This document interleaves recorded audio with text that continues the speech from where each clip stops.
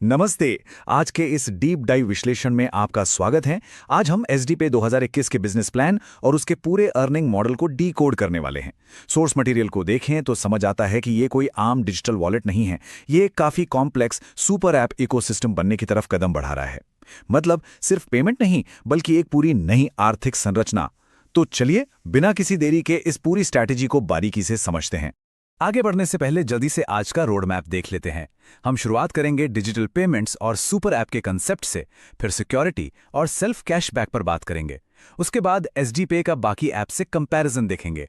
फिर बात होगी इनके 15 लेवल वाले नेटवर्क इनकम की और आखिर में जानेंगे इनका 2024 से 2028 तक का फ्यूचर विजन।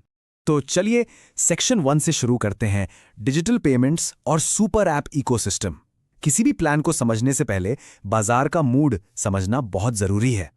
अब इस डेटा को देखिए। ग्लोबल डिजिटल पेमेंट्स मार्केट में भारत की हिस्सेदारी एक हैरान कर देने वाले 81.4% पर है।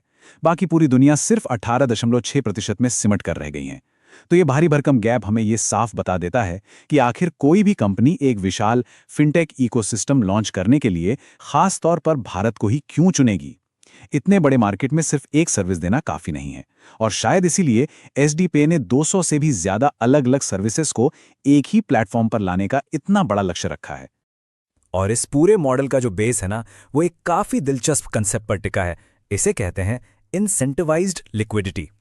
देखिए, आमतौर पर ऐप्स चाहते हैं कि उनके प्लेटफॉर्म के जरिए पैसा खर्च किया जाए, लेकिन ये मॉडल एक ऐसा फाइनेंशियल सिस्टम बनाने का दावा करता है जहां पैसा खर्च करने के बजाय उसे इकोसिस्टम के भीतर रोककर यानी होल्ड करके वेल्थ जनरेट की जा सके। सच कहूं तो ये काफी अलग और नया अप्रोच है। आगे बढ़ते हैं सेक्शन 2 की तरफ, जो है सिक्योरिटी और सेल्फ कैशबैक सिस्टम। अब जाहिर सी बात है, जब बात फंड्स को कहीं होल्ड करने की आती है तो सिक्योरिटी सबसे पहली प्राथमिकता बन जाती है। रिपोर्ट बताती है कि प्लेटफॉर्म ने एक 3 टियर यानी त्रिस्तरीय एस्क्रो बैक्ड सिक्योरिटी स्ट्रक्चर तैयार किया है। यह शुरू होता है एक प्राइवेट वॉलेट से, उसके बाद आता है साइफर वॉलेट और फाइनली एक एस्क्रो वॉलेट जो फंड की पूरी सेफ कस्टडी को सुनिश्चित करता है। अब अगर रेगुलेटरी कंप्लायंस यानी नियम कानूनों की बात करें तो कंपनी का दावा है कि उनकी एक्सिस बैंक के साथ डायरेक्ट पार्टनरशिप है।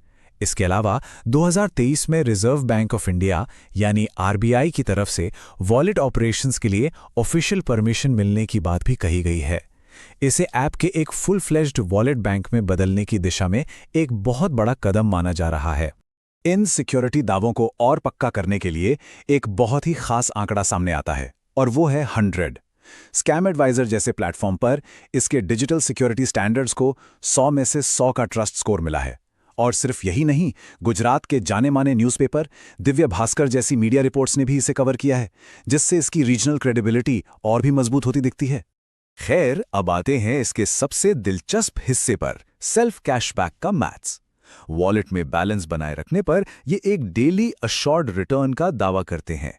मान लीजिए बैलेंस 1000 से 25,000 रुपए के बीच है, तो 0.15% डेली कैशबैक मिलेगा, और ये हाई स्लैब में 0.30% तक जाता है।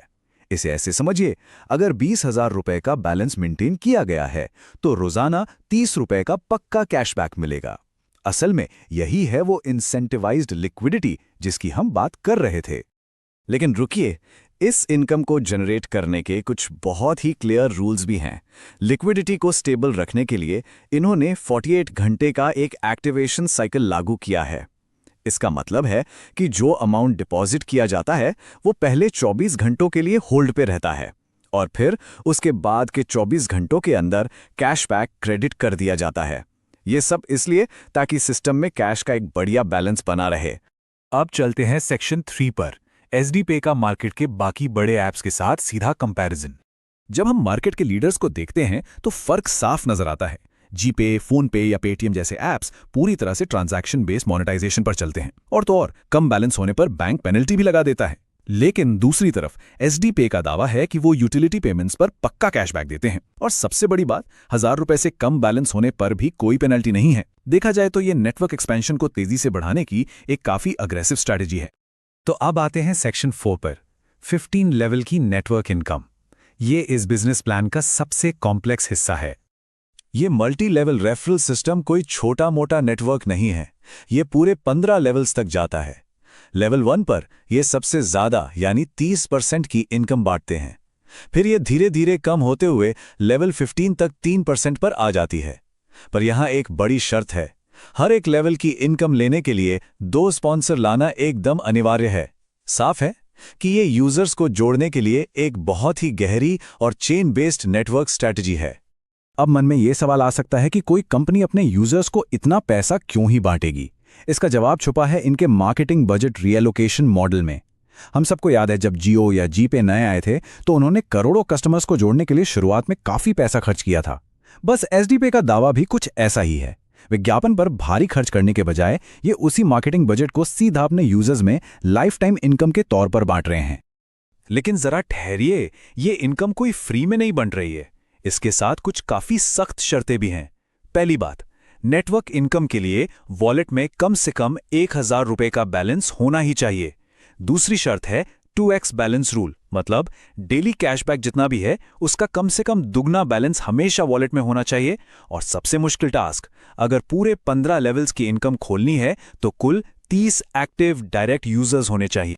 चलिए अब इस विश्लेषण के आखिरी हिस्से सेक्शन 5 की ओर बढ़ते हैं, कंपनी का फ्यूचर विजन, जो 2024 से 2028 का रोड मैप है। 2024 से 2028 के बीच इस इकोसिस्टम में कई बड़ी प्रोजेक्ट्स जोड़ने का प्लान है, जो सीधे तौर पर आज की बड़ी बड़ी टेक कंपनियों को टक्कर दे सकते हैं। ई कॉमर्स के लिए एसडी ऑनलाइन स्टोर, सुरक्षित बातचीत के लिए एसडी चैट और ऑन डिमांड सर्विसेज में एसडी कैब और फूड। यही नहीं, ये बिजनेस क्यूआर, एटीएम कार्ड जैसे बैंकिंग इंफ्रास्ट्रक्चर और वीपीएन सर्विस के साथ साइबर सिक्योरिटी के फील्ड में भी उतर रहे हैं। सच में ये एक ऐसा सर्वव्यापी डिजिटल यूनिवर्स बनाने का प्रयास है जिसमें सब कुछ एक ही जगह मिल जाए। इस इतने बड़े प्लान को लीड करने वाली टीम को इंडस्ट्री में भी पहचान मिल रही है। हाल ही में कंपनी के सीईओ धवल पटेल को फिनटेक सेक्टर में उनके इनोवेशन के लिए प्रेस्टीजियस भारत निर्माण अवार्ड्स 2025 से नवाजा गया है। इस तरह के अवार्ड्स यकीनन कंपनी के इस लॉन्ग टर्म विजन को एक नई क्रेडिबिलिटी देते हैं। अब अगर देखा जाए कि ये प्लेटफॉर्म अभी किस स्टेज में है, तो सोर्स मटेरियल के हिसाब से एसडी पे का ये पूरा इकोसिस्टम इस वक्त लाइव है। अगर कोई इस इंसेंटिवाइज्ड लिक्विडिटी और नेटवर्क मॉडल को एक्सप्लोर करना चाहता है तो ये ऐप एप्पल ऐप स्टोर और गूगल प्ले स्टोर दोनों पर आसानी से डाउनलोड के लिए उपलब्ध है। तो इस पूरी जानकारी और विश्लेषण के बाद जो एक सबसे बड़ा सवाल हमारे सामने आता है वो ये है, क्या एक multi level incentivised super app लंबे समय में सिंगल सर्विस वाली बड़ी टेक कंपनियों को सच में चुनौती दे पाएगा? ये एक ऐसा दिलचस्प सवाल है जो आगे चलकर इस पूरे बिजनेस मॉडल का फ्यूचर डिसाइड करेगा। एक ऐसा सवाल जिस पर हम सबको गहराई से सोचना चाहिए। आज के इस एक्सप्लेनर में बस इतना।